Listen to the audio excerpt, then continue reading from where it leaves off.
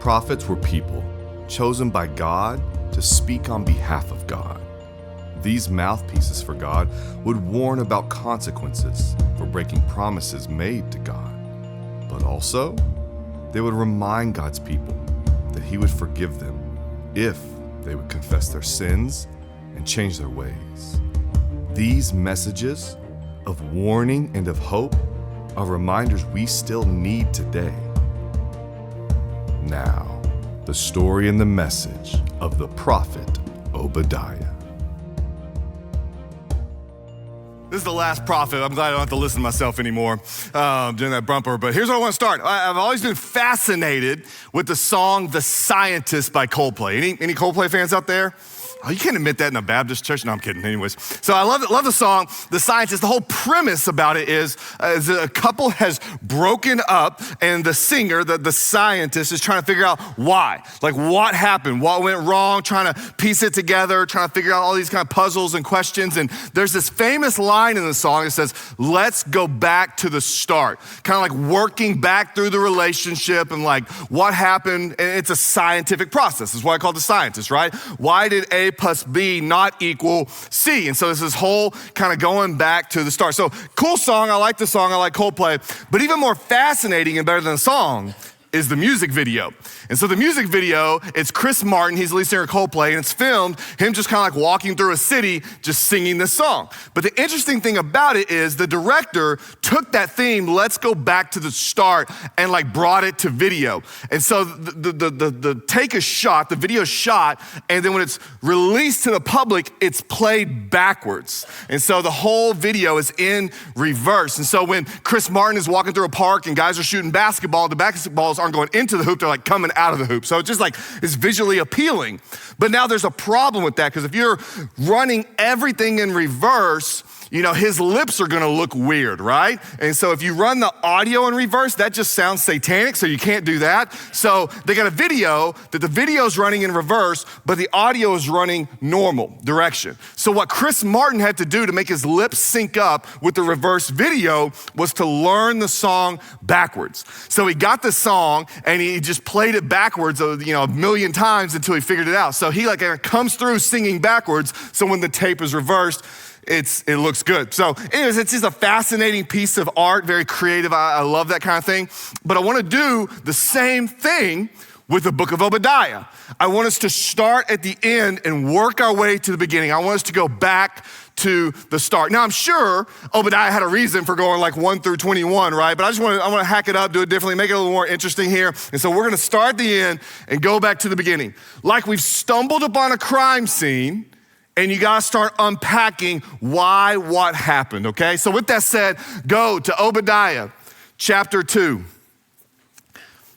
One Bible nerd in the whole place, right? Obadiah's one chapter, okay? I got one chuckler. There's not a chapter 2. All right, very good, very good. Obadiah chapter 1, let's start at the end. Verse 19, "Those of the Negev shall possess Mount Esau, and those of the Shephelah shall possess the land of the Philistines. They shall possess the land of Ephraim, the land of Samaria. And Benjamin will possess Gilead. The exiles of the host of Israel shall possess the land of the Canaanites, as far as Zarephath. The exiles of Jerusalem who are in Shephard shall possess the cities of the Negev.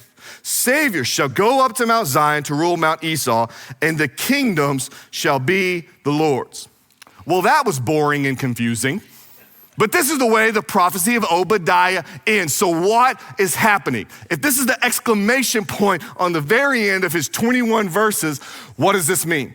Now, to you and I, we're not so familiar with all these language or these lands and stuff like that. So what's happening here is that Obadiah is telling kind of the people of Israel, the nation of Israel, they're the people of the Shephelah, people of Ephraim, that one day they're gonna get land that's not currently theirs. The land of the Philistines, the land of the Canaanites, the land of Edom. They're saying all this land, these are like pagan or foreign nations that kind of border Israel. And you go, okay, that makes a little more sense. Like there's a promise to Israel, to Judah here, that you're gonna get land that's not your own. But why does that matter? Like why would he end the book with that? Because the setting of the book, the context of the book is that this book is written in 585 BC by Obadiah to Judah in Babylonian exile. He's writing to a bunch of slaves who used to have a kingdom, but they don't have a kingdom. They used to have a land, but they don't have land.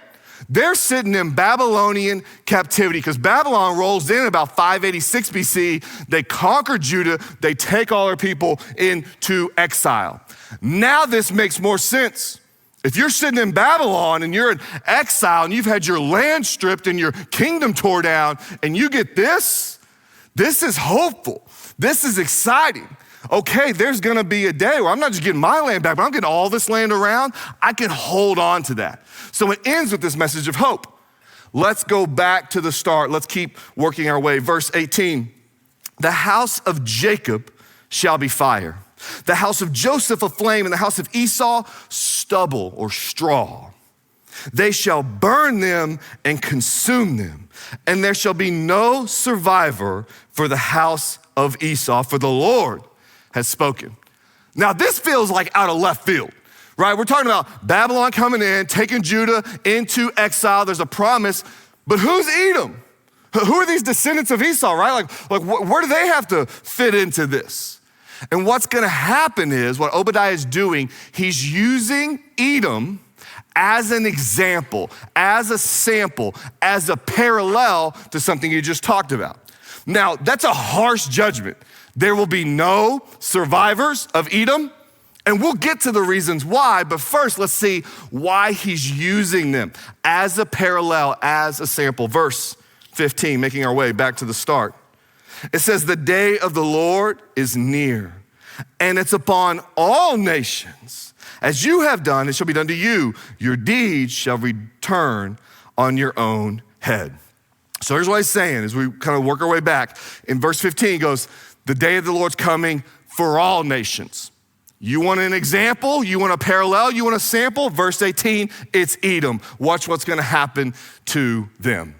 Now, the day of the Lord, it's an interesting term. When you hear it, you ought to think kind of like the end of all times. Oftentimes, we kind of relate it to judgment. Oh, the day of the Lord's about judgment. It's not just about judgment. Yes, God will deal with sin in the day of the Lord, but it's also about restoration. And so we're gonna see that here, right? There's a judgment on Edom, and then there's a complete restoration. Now, the day of the Lord, I love it because the word day in the Hebrew mind means something different than it does to you and I. So for you and I, when we say the next day, we're talking about midnight. Like that's when it kind of crosses over. For the Hebrew mind, even still today, when Jamie and I were in Israel, for them, the next day happens at sunset. So as soon as the sun goes down tonight, in the Hebrew mind, it's Monday. And so days for Hebrews, they begin in darkness and they end in light. And so this term, day of the Lord, is very similar. It begins in darkness. It begins with judgment, but it ends in complete restoration and eternal kingdom. So we see that, the judgment of Edom, but then the restoration that God promises the nation. Now let's keep going back to the start. Let's ask the question, why judgment on Edom? I mean, what did they do to get this prophecy that there will be no survivors, total destruction? We see in verse 11 and 13, it says, on the day. Now what the day is referring to here is the day of Babylonian exile. So on that day, Edom, you stood aloof. On the day strangers carried off his wealth and foreigners entered his gates and cast lots for Jerusalem, you were like one of them. But do not gloat over the day of your brother and the day of his misfortune. Do not rejoice over the people of Judah in the day of their ruin. Do not boast in the day of their distress. Do not enter the gate of my people in the day of their calamity. And do not gloat over his disaster in the day of his calamity. And do not loot his wealth. God lays 4 indictments on the nation of Edom. And here's what it is. They're kind of neighboring nations. So Edom kind of sits southeast of Judah. And on the day of the Babylonian exile, he goes, this is what you did, Edom, and this is why you have total destruction and no survivors. Number 1, you were passive. You just sat back and you stood aloof. You're sitting there watching them come in. Right? So there are sins of commission when we do what is wrong, but there's also sins of omission when we don't do what is right. And this is what we see as a judgment on Edom. They did not do what was right. They just stood back and they were passive. And he was like, yeah, go get them. So they're also passive, but another indictment is that phrase, you were like one of them. So they also were a little bit participatory. And as we think about that, like how did they participate in the destruction of Judah? Many scholars think this is as Babylon was coming to invade Judah, that they passed through Edom. Edom was like, oh, you want into Judah? Come through us, we got you. Free passage, here's some water, we'll help you out, we'll get you both. We'll even tell you how to get into Judah. Another thought is that as the Judaites were fleeing from this Babylonian captivity and war, some of the Edomites would catch them and kind of turn them back over to Babylon. Oh, here, we got one, here you go, Babylon. And so not only were they passive, but in a sense, they were also participatory. This was an indictment that God laid on them. The third indictment was this, is that they gloated, they rejoiced, they boast. As they're sitting there watching and letting Babylon come through their land and attacking and killing and leading Judah off into exile, they just laughed and they enjoyed it. And they got pleasure from watching this happen. The fourth indictment that God levels on them is this, is that afterwards they went in and looted. Babylon comes in, takes the people, destroys, leads them back into captivity. And Edom, neighboring nation, says, I'll go in and help myself. And so they go in and they take what they did not work for, take what they did not earn and what they did not deserve. And if you want to keep going back to the start, why would they do this? A neighboring nations, distant cousins, relatives, have some family history together. Why would they just sit back and watch and kind of help the Babylonians out? Why would they laugh at the destruction of Judah? Why would they go in behind and loot? I mean, what's the motivation that's causing them to do this to a neighboring nation? Let's keep going back to the start and we find out verse 1. The vision of Obadiah. Thus says the Lord God concerning Edom, we have heard a report from the Lord, and a messenger has been sent among the nations. Rise up, let her rise up against for battle. Behold, I will make you small among the nations. You shall be utterly despised. For the pride of your heart has deceived you. You who live in the clefts of the rock in your lofty dwelling. So right there, it's a reference to the land they're in, the clefts of the rock. This is modern day Jordan. Specifically, this is Petra. Now, it wasn't Petra like carved out with the ancient treasury in the library, but it was that same area, that same region. And so they thought, we're an impregnable city. Like we cannot be defeated because of our geographical location. It's been said it only took 12 guys to defend Edom. Why? Because to get into the city, you have to come through these seeks. And so there's these little tunnels, little channels. They're 100 feet, 600 feet tall in places, and it's only 12 to 15 feet wide. So you bring an army of 1,000,000, you're only sending in about 12 at a time. And so because of this, Edom's all boasted up. And so here's what they say. They say, verse 4, who will bring me down to the ground? And God responds to this nation of Edom. Though you soar aloft like the eagle, and though you set your nest among the stars, from there I will bring you down, declares the Lord. Why were they passive, participatory, gloated, and looted? It's because they were prideful, filled with pride, filled with a high view of themselves, filled with this boast and this arrogance, this self-importance. Instead of coming to the aid, instead of rescuing, instead of stepping in and helping Judah, they just sat back as they're prideful. I mean, is it not pride that makes us passive? Thinking, we don't need to take action. That's not my responsibility. That's beneath me. Is it not pride that makes us gloat at the misfortune of others? Happy to see them suffer, happy to see them struggle, happy to see them get their comeuppance. Is it not pride that makes us participate in the hurt, the pain, the downfall of others? Is it not pride that makes us take what's not ours, help ourselves to something we didn't work for that we don't deserve? So this is Edom. They're mighty, they're wise, they've got great allies, they're well protected, impregnable, and they've got pride. And they're saying, who will bring me down? And God responds, I'll bring you down because you have trusted in all the wrong things. You're putting your faith in these allies and your wisdom and in your geographic location. That's not enough. I will bring you down to the ground and you will have zero survivors. And this prophecy here in 585 comes true in 70 AD. Actually, at that time, the Edomites come and they are with and together with, they kind of get their act together a little bit with Israel at the time of the Roman invasion, the Roman occupation in 70 AD. And at that moment, in that war, every Edomite is wiped out. That's why you haven't had a coffee with the Edomite ever, because they don't exist anymore. So God said it.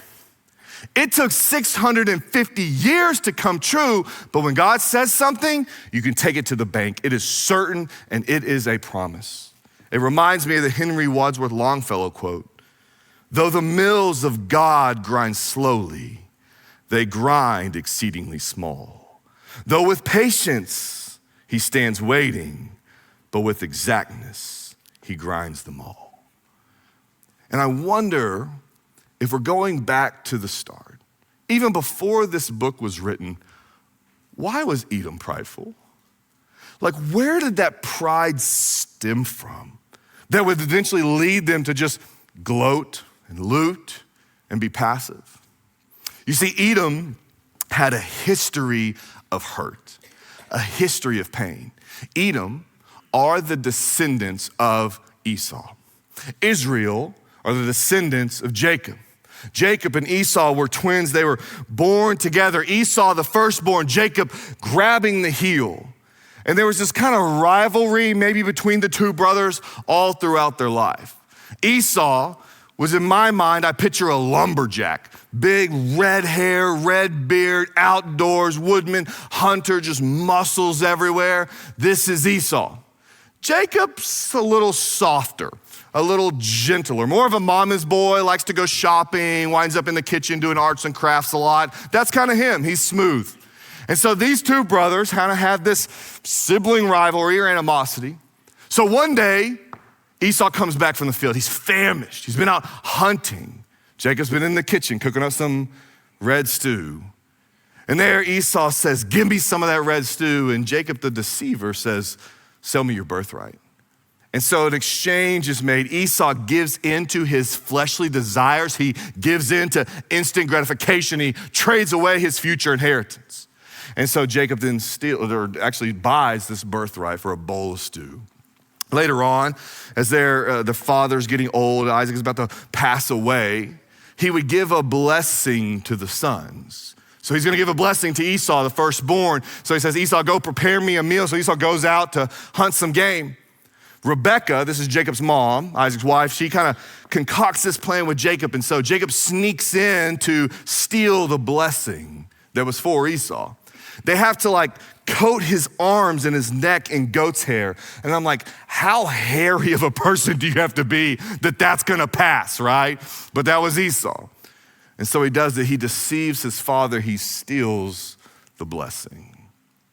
When Esau returns, he is murderously mad and wants to kill Jacob. Jacob has to flee for his life, goes to Uncle Laban's house. And here's what happens, that eventually down the road, these two reconcile. But it's often the times when two parties are angry at each other, they may reconcile, but all the people around them don't. And they carry some of that hurt and some of that animosity, and they pass it down through generations. And so what would happen is that the descendants of Israel find themselves in Egyptian slavery for 400 years. You think you let go of a grudge after 400 years.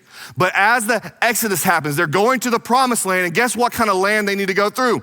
They need to go through Edom, their relatives' land, after 400 years of Egyptian slavery. So they roll up to Edom and they give message to the king and they say, hey king, can we pass through? We're your brothers, we're your relatives. The king of Edom says in the book of Numbers, you step 1 foot in our country, we will slaughter you with swords. And Israel says again, no, we'll come through. We won't touch anything. We won't even take any water. We just quick passage.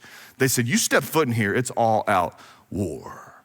And so this animosity between these two, these hurt feelings continue all the way until like the 5th century, the Nabateans actually come into Edom and they kind of relocate the Edomites into southern Judah. Eventually, Judas Maccabees would come and he would forcefully convert these Edomites to Jews.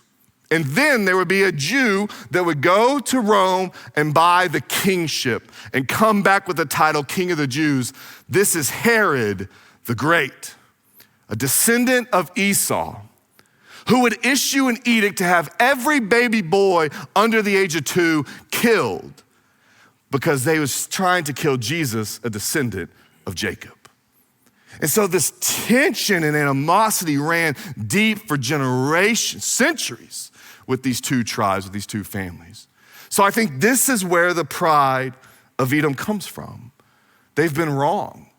They've been deceived. They've been hurt. They've been wounded. They're fragile. They're weak. They're fearful. And so they kind of power up and say, never again. We're not going to let this happen. We're not going to be taken advantage of. We're going to find this geographic location. We're going to get our allies. We're going to get mighty and strong. And the God comes into this and says, no, I'm gonna bring you down. You're trusting in the wrong things here. But if you think about it, are you and I not like Edom? That we have these wounds, these hurts, these fears, and we just kind of power up in pride? I mean, is pride not a sinful reaction, a protective reaction to dirty, weak, and wounded areas of our lives? We were in staff meeting just a week ago, and Greg Methvin, our church planner in residence, was teaching the staff, and he talked about the voices in our head. Not like those weird ones, right? But like the way that you and I talk to ourselves. And he gave me something, a language to use that really helps me understand, where does pride come from? Like what is it? Where does it actually stem from? And this is the case with Edom. And so I think it's this. He said there's 3 voices that we use to talk to ourselves. Number 1, all of us have a manager voice. When your alarm goes off, you're like, oh, I gotta wake up, and you send that email and do that chore and get in the office on this time. And oh, yeah, don't forget, tonight's trash night, Like that's the manager voice we use to talk to ourselves. We have another voice in our head, which is the exile voice. The voice of like, I'm weak here. I don't have it all together. That's painful. And that hurts. And I'm afraid of that. That voice talks to us constantly. But there's a third voice. It's the firefighter voice. The firefighter is the voice that tries to protect us from the pain of every single flame. It tries to extinguish it. And so the firefighter, it's really useful when it tells you, don't slap a grizzly bear in the face, right? Thank you, firefighter voice. I needed that. But sometimes I think this is where pride actually comes from. It's the firefighter voice just dominating and saying, don't let them find out about your weakness. Cover up that exile part, those fears, that hurt, that pain. Let's just numb that. Let's cope with that. Let's pour a little pleasure on that. So is that not where fear comes or pride comes from? That firefighter, almost a sinful reaction to cover up that exile in our life? And when Edom takes this path of pride, it eventually leads to their ultimate destruction. So I think it would behoove us to use this time, to use this book of Obadiah, to even turn it on ourselves and ask, is there pride in me? John Stott would say this: at every stage of our Christian development and in every sphere of our Christian discipleship, pride is your greatest enemy. I found that quote to be fascinating. From the new believer who just put their faith and trust in Jesus yesterday to Ron Holton, our senior and founding pastor, both of them, their greatest enemy, pride. I mean, it's such an interesting statement over every aspect, every piece of your walk. Pride's your greatest enemy. And John Stott's not around anymore. I can't ask him, why did you say that? What do you mean by that? So I just explored, with you want to kind of tease out this and say, why would pride be our greatest enemy, regardless of the stage of your Christian walk you find yourself? The first thought would be this, that pride is our greatest enemy because it's universal. Each and every one of us is prideful. And if you come up to me after and say, I'm not prideful, thank you for proving my point. It's in all of us. There are some sins that don't really reside, but pride is in every single one of us. C.S. Lewis would say this, if you think you're not conceited, you're very conceited indeed. See, pride won't even let you admit that you're a prideful person. See, pride is a low agreement with truth. And the truth is, you and I aren't all that important. We're not as big and hot shots as we think we are. But pride is low agreement with truth. And so we're like, no, I think people should serve me. I think it should be about my happiness. I think this about me. But it's a low agreement with truth, and it's in all of us. So in pride, we start saying things to ourselves that God would never say to us. Like we would say, I think God wants me to be happy. God says, deny yourself. Take up your cross and follow me. I think he's more concerned about your holiness than he is your happiness. We would say things to ourselves like, I deserve that new house, that new car, that promotion. I deserve a little time off. Outside of Christ, you deserve judgment and wrath and death. And all those other things, they're good, but they're gifts and they are grace, undeserved, unmerited, unearned favor.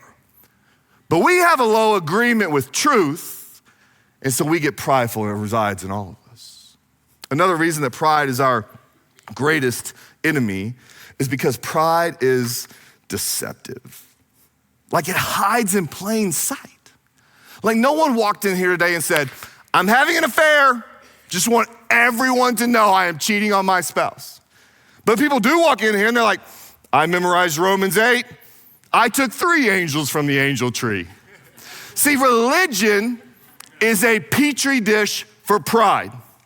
It masks itself as morality and confidence and perfection and got it all together. And it's deceptive in that way. We'll almost applaud pride sometimes in this setting. And it's also when we're so successful that pride can build up, it's we don't even need Jesus. It's an illusion, right? It's like those people who I think raise pet lions and they think they're in control. I'm like, that thing's gonna bite your head off one day and I'm gonna gloat and loot, okay? But it's just you thought you had control of the lion, but you never did. It was an illusion. And pride would make us think that we're in control, but we are not. Pride is our greatest enemy because it's a substitute. You realize so often people will use pride, the sin of pride, to beat down other sins in their life. If I got the sin of lust or drunkenness or whatever it is, what I can do is use the sin of pride and be like, I don't like that. I don't want to do that anymore. I want a better life. I can defeat that. I can work through it. And all you did was replace one sin with another. And Satan's like, bravo, good job there. It's like replacing smoking with vaping and calling yourself healthy. Instead of going no, all these sins, I love you, Jesus. I'm sorry, Jesus. I want to worship you, Jesus. But yeah, we'll just use the pride of sin and beat those other down. And it's a substitute, and we're on the hook with Satan. Pride is our greatest enemy because it is combative. It's been said that pride is the chief cause of misery in every nation and in every family since the world began. Other vices may sometimes bring people together. You can find good fellowship and friendliness among drunk people and unchaste people, but pride always means enmity. Because no one is truly prideful in what they have. They're just prideful that they have more. No one's proud that they're smart or good looking or wealthy. Pride comes from being smarter, better looking, richer. And as soon as someone levels up, the pride's gone. Because pride feeds on comparison. It gets pleasure from being better. This is why it's combative. It's impossible to keep everyone happy when everyone's the king. And that's what's wrong with America. That's why we're always nipping and yelling at each other, because we're a nation of 300 million kings. And it automatically puts us at opposition with one another. Because I think everything's about me and you think everything's about you. And so it automatically puts us in opposition. Pride is our greatest enemy because it is preventative. It will keep you from becoming more like Christ, and it will keep you from becoming a Christian. Like, what a prideful statement that someone would think that they're in control of their eternal destiny, right? It's that illusion again, right?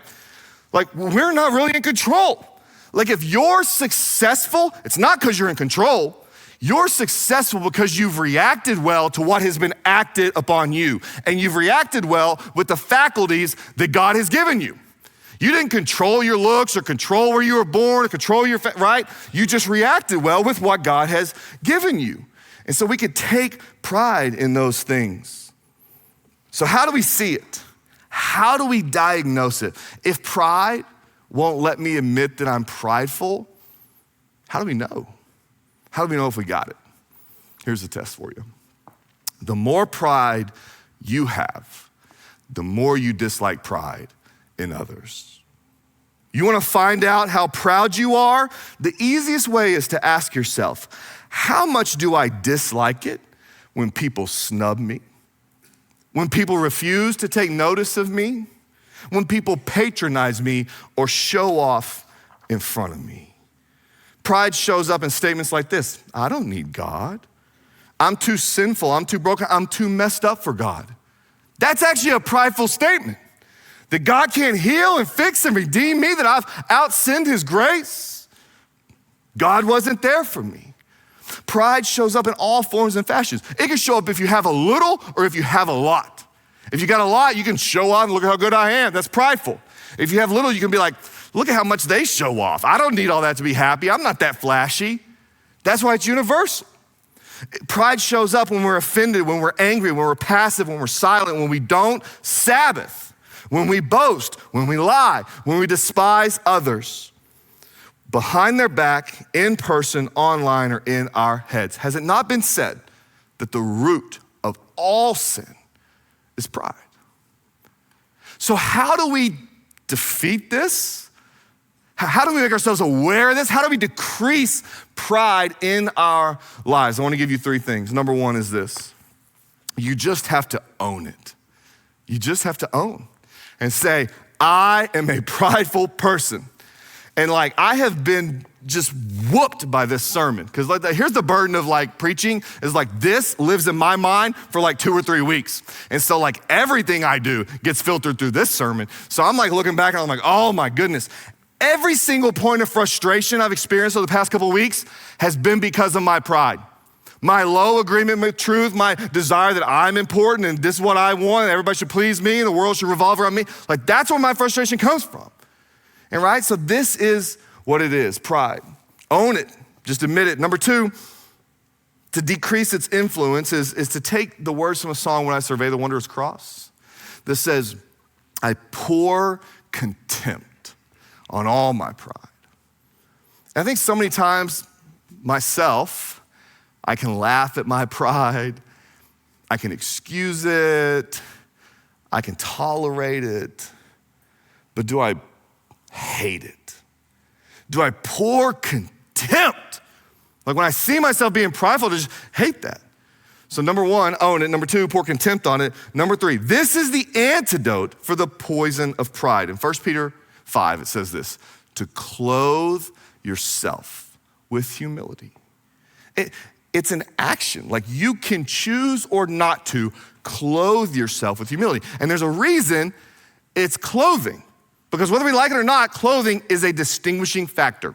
When you go to a ball game, how do you know who's on whose team? By their clothing. It's a uniform, it's a distinguishing factor. So when you clothe yourself in humility, you're saying, I identify with and play for Team Jesus. But when I clothe myself with pride, I'm identifying and playing for Team Satan. It's a distinguishing factor of a Christian to clothe themselves in humility. Now, when I talk about humility, I think either Satan's doing or I'm being unclear or whatever, but people have come up to me after the sermon, they're like, are you saying we should hate ourselves and have this like low self-esteem? And like, no, like we have to understand, like we have to hold this in balance, okay? As a Christian, you're made pure and whole and complete. But yet while you're in your flesh, you're still a dirty, rotten, filthy sinner, okay? But the same is true at the same time. It's the heads and tails of a quarter. They can't be separated, they can't be combined, they just are. And so like, should I hate myself? I don't know. You ought to hate every part of you that is sin, and every good part of you is glory to God. And so there's this, it's not this like thinking low of yourself or having low self-worth, but realizing where does your worth come from? And it's not from you or anything you've done. It's wholly from Jesus. So this is, I think, biblical humility, right? There's a tension to it. So how do we clothe ourselves in humility? Because I hate just like leaving with that, because it's such a stupid churchy word, like, hey, get out of here and go clothe yourself in humility. You're like, what? I mean, that's the way I respond. I'm like, well, how do I do that? So let me be like super uber practical. Here's how you clothe yourself in humility. Number one is you must remain in the presence of God. You must remain. When you are in the presence of God, you will either forget about yourself or you see yourself as a small, dirty object. So growing up, I played basketball, AAU, select ball, right over the state of Arkansas. Got into high school, and I was good, y'all. I mean, I was real good. So I graduated, or kind of graduated, maybe that's a thing now, from the 8th grade. So I'm like 13, I have no facial hair, my voice is squeaky, my mom still drives me to practice. I'm like, thanks, Mom, you know. And I go on to the varsity team, and I made it. I made varsity as a freshman, as a 13-year-old, just coming out of 8th grade. And then I took the starting job. So I had these seniors who were all buffed and facial hair and driving themselves, and I'm like, excuse me, I'll take your starting position. And so I did. I was fantastic. And so I could dribble, shoot. I'd never left the court. I got patches all up and down my arms. I got that Letterman jacket. I never took it off. I wore it in the hot months just to show everybody here's what we said, all that in a bag of chips. That's what we used back then. So that was high school destined. Then I get to Baylor University. By the way, go Bears. How about that game, Brandon? That was a good game yesterday. Anyway, so I'm at Baylor, and the Baylor basketball team had a little problem when I got there. One of the guys on the team murdered another guy on the team, and then like another guy was an accomplice to the murder. So like of the starting 5, 1 was dead and 2 are in prison. And so Baylor sent out emails to the entire school saying, if you played basketball, come on out. We'd love for you to try out because we need a team. So I put my Letterman jacket on and I was like, yeah, they didn't recognize me. I'm a hidden gem, here I am. So big shot, Destin.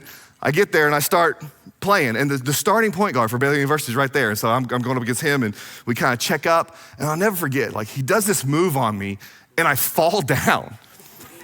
And instead of like getting up and like continuing the tryout, I just walked off the court. Because here's what I learned. The closer you get to greatness, the more humble you become. And at North Lamar, smallest 4A in the state of Texas, graduating class of 220, I was big stuff. But then I got close to greatness. I got close to a D1 scholarship athlete, and it put me in perspective. And the same is true when we stand in the presence of God. You don't stand by God and pop your buttons like you're something. But what about those people who do? What about those people who are uber spiritual, look really mature, really religious, but are also extremely prideful? How do we reckon that? C.S. Lewis would say that they are worshiping and following an imaginary God, a God of their own invention. Because you can't stand next to perfection and boast in yourself. So we gotta be in the presence of God. Because in God, you and I come up against something which is in every respect immeasurably superior to yourself. And unless you know God as that, and therefore know yourself as nothing in comparison, you don't know God at all.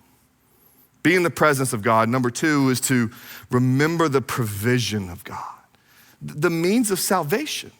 Like that is why we take communion each and every week. It is part of clothing ourselves in humility. To remember like, I cannot save myself. I am imperfect. I can't do it all. And I need someone to be perfect on my behalf. And it was Jesus who came, and Jesus who lived a perfect life, and Jesus who died, and Jesus who rose, and Jesus who set salvation in my lap. I do nothing but receive. We remember that. It helps us to clothe ourselves in humility. So we be in the presence of God, remember the provision of God. Third is to practice the purposes of God. The scripture would tell us to have the same mind as Jesus and to do nothing out of selfish ambition, do nothing out of vain conceit, but in humility, consider others as better and more important than yourselves. How are you doing considering others as better and more important than yourself? If not, is that not pride?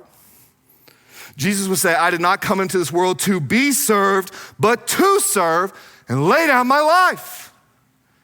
He would also say, love your neighbor. He would, 24 hours before he climbed up on a cross, he was there in the upper room with the disciples, and he picked up the washcloth, the towel, and the dirty race, starts wiping this mud and muck off their feet because everyone else in the room thought that they were too important. They had low agreement with truth. They had too high a view of themselves. And Jesus picked this up and he goes, this is what you're supposed to be. Go and do likewise. You want to clothe yourself in humility? Here's a way. You can try this week.